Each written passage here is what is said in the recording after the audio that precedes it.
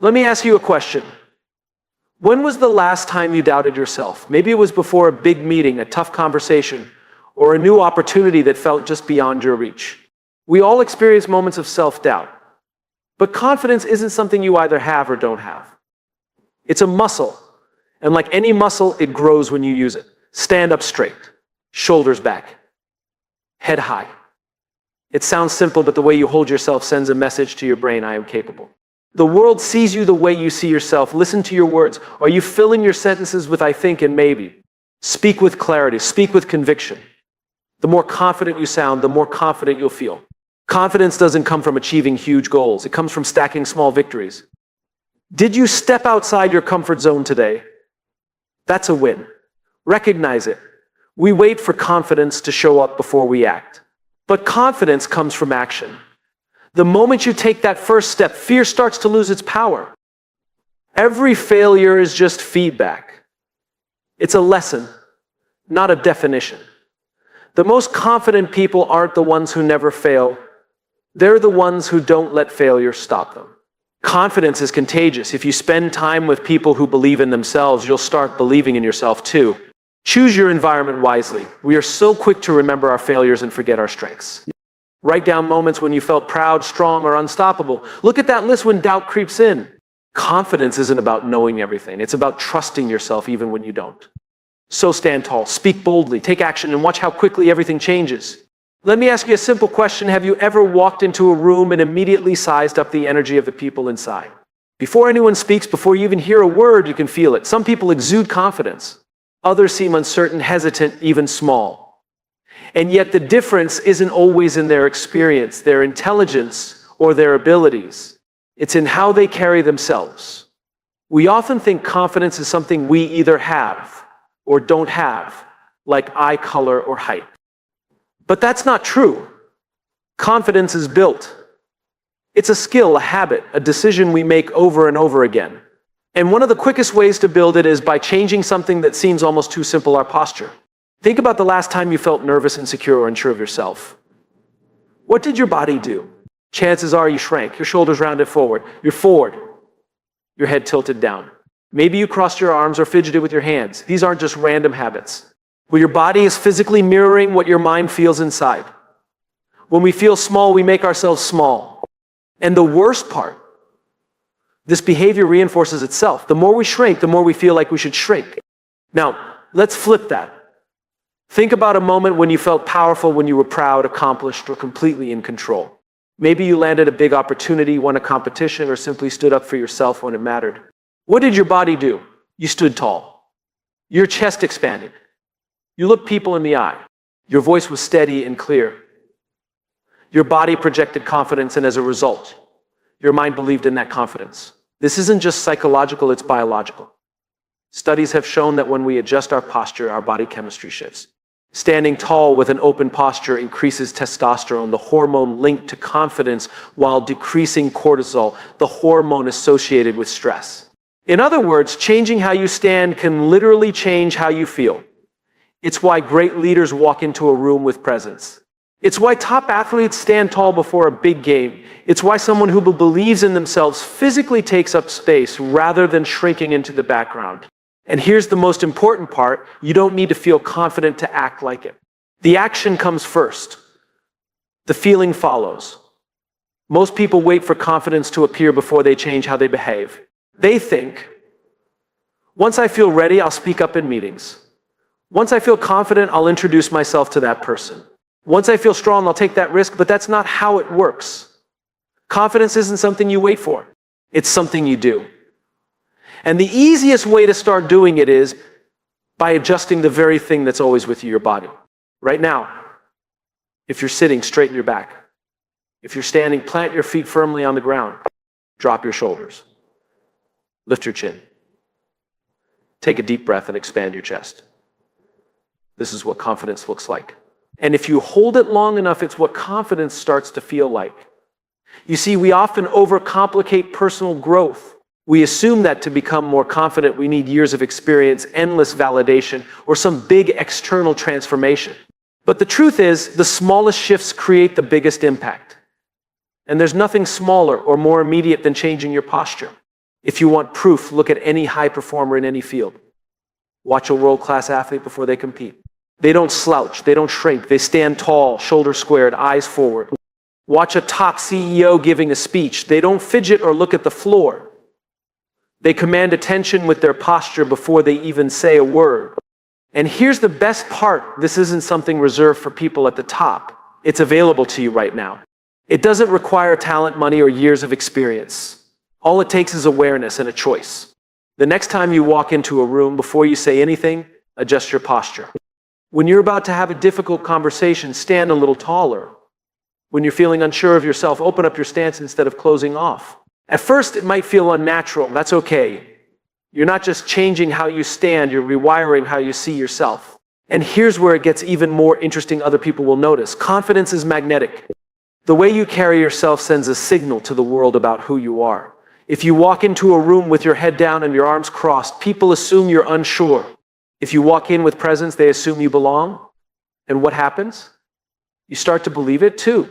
Well, think about a time when you met someone who instantly commanded respect. Maybe they weren't the loudest in the room, but something about their presence made you listen. That's not an accident. That's confidence in motion, and confidence when practice becomes who you are. Now, I want you to imagine something. Picture yourself 1 year from now. You're walking into a big opportunity, maybe a job interview, a presentation, or a moment where you're about to step into something bigger than you ever have before. How do you want to show up? Do you want to hesitate, second guess yourself, and shrink into the background? Or do you want to stand tall, speak clearly, and own the moment? That decision starts now. Not next week, not next month, right now. In this moment, so let's make it simple. Right now, straighten your back. Lift your head. Uncross your arms. Take up space. Feel the shift happening inside you. This isn't just about looking confident. This is about being confident. And the more you do it, the more natural it becomes. Confidence isn't an accident.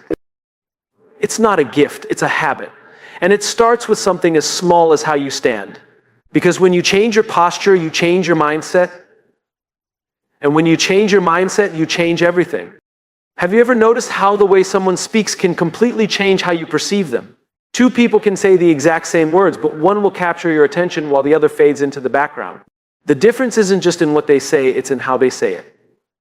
Confidence, or the lack of it, is embedded in our speech. And whether we realize it or not, the way we speak doesn't just influence how others see us, it influences how we see ourselves. Most people don't pay attention to how they speak. They focus on the content of their words but neglect the delivery. They soften their language with phrases like I think, maybe, I'm not sure, but they speak too fast, too quietly, or in a way that seeks approval rather than commands attention. They allow uncertainty to creep into their voice, and in doing so, they reinforce their own self-doubt. But here's the truth: confidence isn't just about what you know, it's about what you project. And the way you speak is one of the fastest ways to shift from uncertainty to confidence. Think about someone you admire, someone who speaks in a way that makes you listen. They don't rush. They don't dilute their message with unnecessary filler words. They speak with clarity, certainty, and purpose. And as a result, people pay attention. But more importantly, they believe in what they're saying. Now, imagine if you did the same. Imagine if starting today, you removed hesitation from your speech. Imagine if you replaced I think with I know. Imagine if you stopped trailing off at the end of sentences as if waiting for permission to be heard. What would change? How would people respond to you differently? And more importantly, how would you start to feel about yourself? Most of us don't realize how much our speech patterns reflect our self-perception. If we speak hesitantly, we feel hesitant. If we speak with uncertainty, we feel uncertain. But the opposite is also true when we speak with confidence. We become confident. It's not just about pretending, it's about rewiring the way we see ourselves through the way we communicate. The key is awareness. Pay attention to how you speak in daily conversations. Notice the words you use. Do you over-apologize? Do you preface statements with disclaimers like this might be a dumb idea, but do you lower your voice at the end of sentences, making them sound like questions rather than statements? These small habits, repeated over time, shape the way you show up in the world. Now think about what would happen if you made one small adjustment. What if instead of saying, I think we should go with this plan, you said we should go with this plan? What if instead of saying, maybe I could help with that, you said I can help with that? The shift is subtle, but the impact is enormous. Because when you remove uncertainty from your words, you remove uncertainty from your mindset. There's a reason why the most compelling speakers use deliberate pauses. They don't rush to fill the silence. They let their words land. They trust that what they're saying has weight. And because they believe it, others believe it too. You don't have to be the loudest person in the room to command attention, you just have to speak with certainty. One of the biggest mistakes people make is thinking that confidence is about knowing everything. It's not. Confidence is about trusting yourself even when you don't have all the answers. Think about a time when you were in a conversation and someone asked you something you weren't sure about. How did you respond? Did you hesitate, stumble over your words, or say, "I don't know," in a way that made you feel small? Or did you say, "I don't know, but I'll find out," with clarity and control? The difference between the two isn't knowledge, it's confidence. One response diminishes your presence, the other maintains it. And this is something you can practice every single day. One of the fastest ways to build confidence in your speech is to slow down. When we're nervous, we tend to speak too fast, as if we need to get through our words as quickly as possible before someone interrupts. But speed signals insecurity. Confident people take their time. They pause. They emphasize key points. They own their space. And as a result, their words carry more weight. Try this the next time you're speaking. Take a deep breath before you begin. Instead of rushing, slow down by just a few seconds. Notice how it feels. It might be uncomfortable at first. You might feel like the silence is too long, like you need to fill it with words. But the more you practice, the more natural it becomes. And the more natural it becomes, the more powerful you'll sound. Confidence in speech isn't just about being heard, it's about being felt. People don't just listen to words, they listen to energy.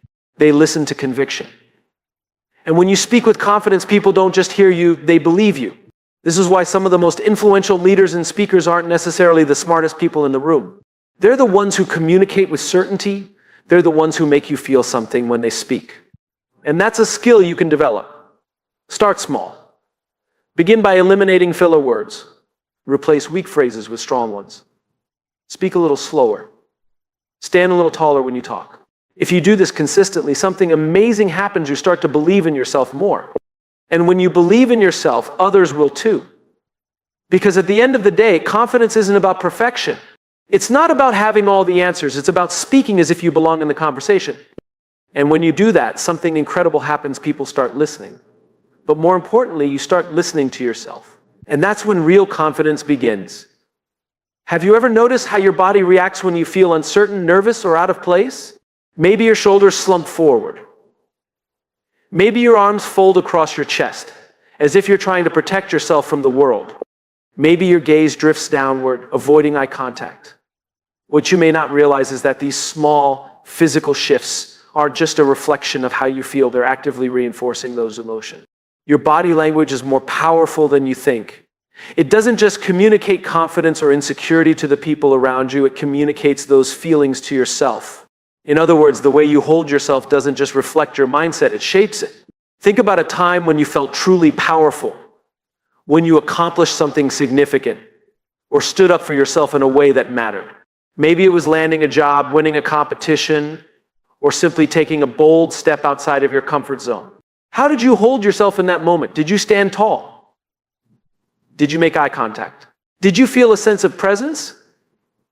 Chances are your posture and movements reflected your internal state of confidence. Now think about a time when you felt nervous or insecure. Maybe you were in a room full of people you didn't know. Maybe you were about to speak in front of an audience or take on a challenge that felt bigger than you. What did your body do then? Did you shrink? Did you fidget? Did your voice become quieter, your presence smaller? The connection between body language and confidence isn't just an observation, it's backed by science. Research has shown that certain physical positions, often called power poses, can actually alter your brain chemistry. Standing tall with an open posture increases testosterone, a hormone linked to confidence, while lowering cortisol, the hormone associated with stress. Simply put, the way you position your body can influence the way you feel. Now let's turn this into something actionable. Imagine you're walking into a situation where confidence is required. It could be a job interview, an important conversation, or even just entering a room where you don't know anyone. Most people If they're feeling nervous, allow their body to follow their emotions. They shrink, hesitate, and physically show their discomfort. But what if you did the opposite? What if, before you even walked into that room, you took a moment to adjust your posture? Picture yourself standing tall, shoulders relaxed, head high. Imagine making direct eye contact and planting your feet firmly on the ground instead of shifting nervously. Instead of crossing your arms or fidgeting with your hands, keep them open, expressive, and engaged. Just that simple shift changes the way you feel and, more importantly, the way others perceive you. People respond to confidence. When you carry yourself with presence, the world treats you differently. They assume you belong in the room. They listen when you speak. They trust you more. And the interesting thing is, the more people treat you with confidence, the more you start to believe in yourself. It becomes a self-reinforcing cycle. This isn't about pretending to be something you're not. It's about tapping into a version of yourself that already exists, the version of you that stands tall when you feel strong, that looks people in the eye when you believe in what you're saying, that takes up space instead of shrinking into the background. Confidence isn't something external that you need to find. It's something internal that you need to activate. One of the simplest ways to start doing this is to become aware of your body language throughout the day. Pay attention to how you sit, how you stand, how you move. Are you hunched over your phone, head down, shoulders forward? That posture alone signals to your brain that you're closed off, insecure, and hesitant. Instead, lift your head, straighten your spine, and expand your posture. It's a small change that has a massive impact. Another key element of confident body language is eye contact. When people lack confidence, they often avoid looking others in the eye. They glance down or look away too quickly, as if they're seeking an escape. But eye contact is one of the most powerful signals of confidence and connection. When you look someone in the eye while speaking, you're not just showing confidence, you're building it. If holding eye contact feels uncomfortable at first, start small. The next time you have a conversation, consciously remind yourself to maintain eye contact for just a few seconds longer than you normally would. Over time, this will become second nature, and you'll notice that people respond to you differently because eye contact conveys certainty, trustworthiness, and presence. Gestures also play a crucial role in body language. People who lack confidence often minimize their movements, keeping their hands close to their body or hidden away in pockets. Confident individuals, on the other hand, use gestures that are open and expressive. They don't fidget or make nervous movements. Instead, they use their hands to emphasize points, which naturally makes them more engaging and compelling when they speak. Think about the last time you watched a great speaker or leader. Chances are they didn't just stand stiffly with their arms at their sides. They moved with intention. Their body language matched the confidence in their voice. They occupied space instead of shrinking from it. That's not a coincidence, that's a practiced skill. And it's one that you can develop too. One of the most overlooked aspects of body language is breathing. When people are nervous, they tend to take shallow breaths, which only reinforces their anxiety. Confident individuals, however, breathe deeply and steadily. If you ever feel yourself becoming nervous before an important moment, take a few deep breaths. This not only calms your nervous system, but also slows your speech, steadies your movements, and helps you project confidence. At the end of the day, confidence is not about feeling fearless, it's about choosing to act confidently, even when fear is present. Your body is your greatest tool in making that choice. You don't have to wait until you feel confident to start carrying yourself differently. The simple act of adjusting your posture, maintaining eye contact using intentional gestures, and controlling your breathing can make an immediate difference in how you show up in the world. This is something you can practice anywhere. The next time you walk into a room, notice your posture. When you're speaking with someone, pay attention to your eye contact. When you're sitting at your desk, check if you're slouching or sitting up straight. Small adjustments lead to big changes. And the more you practice, the more natural it becomes. Because here's the truth, confidence isn't about waiting until you feel ready. It's about acting as if you already are. And when you change your body language, you're not just influencing how others see you, you're changing how you see yourself. Fear is one of the most misunderstood emotions we experience. Most people see it as a barrier, an obstacle standing in the way of their success. They think fear is something to be avoided, something that means they aren't ready, aren't good enough, or aren't capable. But what if fear isn't a stop sign? What if it's actually a signal pointing you in the right direction? Every time we face something new, something uncertain, or something bigger than we've experienced before, fear shows up. It's that tightness in your chest before you step onto a stage. It's the hesitation before you speak up in a meeting. It's the nervous energy before you walk into a room full of strangers. And in those moments, we often interpret fear as a reason to pull back. Maybe I shouldn't do this. Maybe I'm not ready. Maybe this isn't for me. But what if those feelings aren't a reason to stop, but a reason to move forward? Think about the times in your life when you felt real growth. The moments when you stretched beyond what you thought was possible. Did they happen when you were completely comfortable? Or did they happen when you stepped into something unknown, something uncertain, something that made your heart race? The truth is, everything worth having exists on the other side of fear. Most people wait for fear to disappear before they take action. They think, once I feel confident, I'll start that business. Once I feel ready, I'll ask for that promotion. Once I stop feeling afraid, I'll finally go after what I want. But that's not how it works. Confidence doesn't come before action, it comes from action. You don't wait for fear to leave, you move forward despite it. And in doing so, you prove to yourself that fear wasn't a reason to stop, it was a sign you were growing. Fear and excitement feel almost identical in the body. Your heart beats faster. Your breathing quickens. You feel a surge of energy. The only difference between the two is the label you give them. What if, instead of saying I'm scared, you said I'm excited? What if, instead of seeing fear as something negative, you saw it as proof that you're about to do something important? Because the reality is, if something doesn't scare you, it probably isn't challenging you. And if it isn't challenging you, it isn't helping you grow. Think about a child learning to walk. They don't sit there analyzing whether they're ready. They don't wait for the fear of falling to disappear. They just try. They stumble, they get back up, they try again. And through that process, they become confident. They don't gain confidence before they walk, they gain it by walking.